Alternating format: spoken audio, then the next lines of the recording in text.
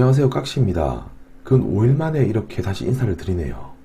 제가 하는 일이 이번 주에 조금 바빠가지고 영상 올리는 게 조금 버거웠고요. 그래도 주 2회 이상은 최대한 올리도록 노력하고 있으니 많은 응원을 부탁드립니다. 오늘은 화제의 감신사인 이 달러에 대해서 한번 이야기를 해볼까 하고요. 줄곧 저 깍시는 달러 투자에 대해서 조금 부정적인 입장을 가지고 있고요. 차라리 달러보다는 금과 은에 투자할 것을 이야기를 지난 시간에 많이 했었습니다. 그럼 오늘의 주제, 이 달러 사지 마세요, 이렇게 제목을 정해봤고요. 곧 달러 약세의 시대가 도래한다라고 부제를 설정해봤습니다. 사실 이 제목은 약간의 어그로를 끈다는 점 이해해 주셨으면 하고요. 당장 다음 주부터 이 달러가 이렇게 급하게 하락한다는 의미는 아니지만 중기적으로나 장기적으로 달러의 장기 약세를 예상하고요. 그 부분에 대해서 이야기를 해보도록 하겠습니다. 본격적으로 시청하기에 앞서서 구독과 좋아요 한번 꼭 부탁드립니다. 현재 우리나라 이 개인들의 달러 자산이 사상 최대치를 기록 중이라고 합니다. 이 말을 달리하면 그만큼 이 경기가 좋지 않다, 이렇게 해석할 수 있고요. 그래서 나는 이 달러, 안전자산인 이 달러에 베팅을 하겠다, 이렇게 된 셈인데요. 그 전에 이 뉴스 한번 잠깐 보고 계속 이어가 보도록 할게요. 지난달 개인의 달러화 예금 잔액이 역대 최대를 기록했습니다. 고액 자산가 등이 달러화를 사들이면서 나타난 이 현상으로 보이는데요. 취재기자 연결합니다. 이한승 기자. 네, 이한승입니다. 지난달 개인이 갖고 있는 달러화 예금 얼마나 됐길래 역대 최대라는 겁니까? 네, 한국은행은 한 달에 한 번씩 내국인과 국내에 6개월 이상 거주한 외국인 등이 은행에 맡긴 외화 예금을 집계하는데요. 지난달 말 기준으로 개인의 달러화 예금 잔액은 136억 6천만 달러를 기록했습니다. 이는 한 달 전보다 4억 8천만 달러 증가한 것으로 지난 2012년 6월 관련 통계를 공표한 이후 최대 규모입니다. 전체 달러화 예금 잔액 가운데 개인의 보유 비중은 한 달 전보다 0.3%포인트 오른 22%를 기록해 통계 작성 이후 가장 높았습니다. 그러니까 언론에서 보도된 자료에 의하면 지난달 개인의 이 달러화 예금 잔액은 136억 6천만 달러를 기록했다고 하며, 이는 달러화 예금 잔액이 역대 최대치를 기록 중이라고 합니다. 그러니까 이를 보게 되면 대중의 생각과 그 흐름을 이해할 수가 있고요.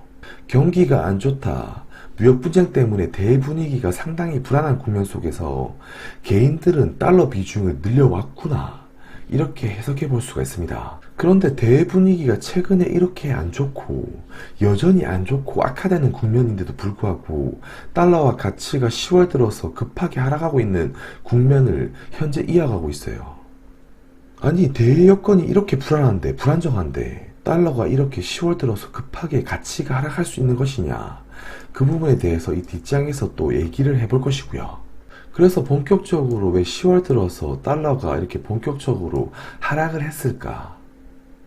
그리고 앞으로 중기적으로, 장기적으로 달러는 어떻게 될까? 이 얘기를 한번 해볼 것이고요. 이 좌측에 펴는 달러화 지수, 이 10월 들어서 이렇게 조금 하락을 하다가 최근에는 이렇게 회복을 좀 보이기도 했어요. 그리고 특히나 원달러는 10월 들어서 이렇게 급하게 하락을 했고요. 그러니까 무역 분쟁 국면에서 가장 약했던 원화 환율은 이번에는 반대로 이렇게 가장 급하게 강한 추세를 보이기도 합니다. 그래서 이런 달러가 왜 갑자기 이렇게 하락을 했을까? 그 최근 흐름의 배경을 좀 이야기해 볼까 하고요. 총 5가지의 요인을 이야기하면서 뒷장에서 계속 이야기해 보도록 할게요. 첫 번째 요인으로는 미국 경제의 침체 리스크 완화인데요. 일단 최근의 경기 부진을 시장은 침체로는 해석하지 않는 분위기입니다. 우선 최근 발표된 미국의 주요 경제 지표인 소매 판매 그리고 PMI 복합지수는 이렇게 시장의 전망을 하회하고 부진했고, 미국의 경기 선행지수도 지금 제가 여기 표식은 안 했지만 2개월 연속 이렇게 감소 추세를 지속 이어가고 있어요. 그러니까 이렇게 미국 경제의 이 둔화 흐름이 뚜렷해진 건 어떻게 보면 사실인데요. 그런데 최근 이 시장의 분위기는 이런 국면을 침체라고 해석하지는 않는 것 같은데요. 최근 발표된 이 IMF 전망에 따르면 2020년 미국의 GDP 성장률을 1.9%에서 2.1%로 상향 조정하기도 했고요. 그러니까 미국 경제의 침체 가능성을 이 미 연준 금리 인하, 연방정부 재정 지출 확대 등으로 0.2% 오히려 상회했다는 점, 그러니까 미국 경기의 침체 가능성을 사실상 현재 낮게 보고 있다, 이렇게 해석할 수 있고요.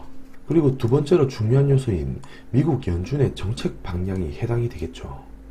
연준의 확장적인 통화정책은 미국 경기 둔화 압력을 완화하기 위해 이 달러를 찍어내는 행위도 결국 이 달러 약세 요인으로 작용을 합니다. 최근에는 매달 600억 달러의 국채 매입까지 시사하면서 제가 지난 영상에서 연준이 이미 사실상의 양적 완화를 하고 있다, 이렇게 언급을 했어요. 그 영상 안 보신 분들 한번 참조하시길 부탁드리고요. 그리고 대차 대조표 또한 이렇게 지속적으로 유지를 하다가 그리고 긴축을 하다가 최근에는 급하게 방향을 선회해서 움직이는 모습이고요. 그러니까 2015년도부터 지속적으로 양적 완화를 종료하고 이렇게 테이퍼링까지 실시하면서 긴축 흐름을 보여왔지만 이제는 그 추세가 180도 바뀌었다, 이렇게 해석할 수가 있는 것이고요. 게다가 2019년 곧 있을 10월 29일 이 30일에 있을 이 예정된 다음 주 FOMC 회의에서 금리가 추가로 인하될 것으로 예상하는 확률이 이 90%에 달하게 되면서 시장은 이미 금리 인하를 예상하고 있고요. 아무튼 연준의 정책 기조 자체가 과거 5년 추세와는 이 다르다는 점이고, 이는 분명하게도 이 달러의 약세 요인으로 작용될 수 있다, 이렇게 언급을 하는 것이고요.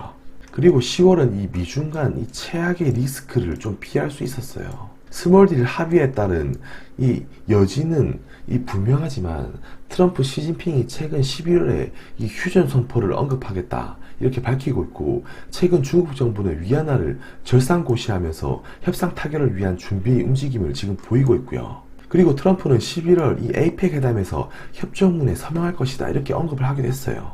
아무튼 이번에 양측이 또 최종 합의에 이르지 못할 수도 있지만 타결은 여전히 시간의 문제라고 보고 있고요.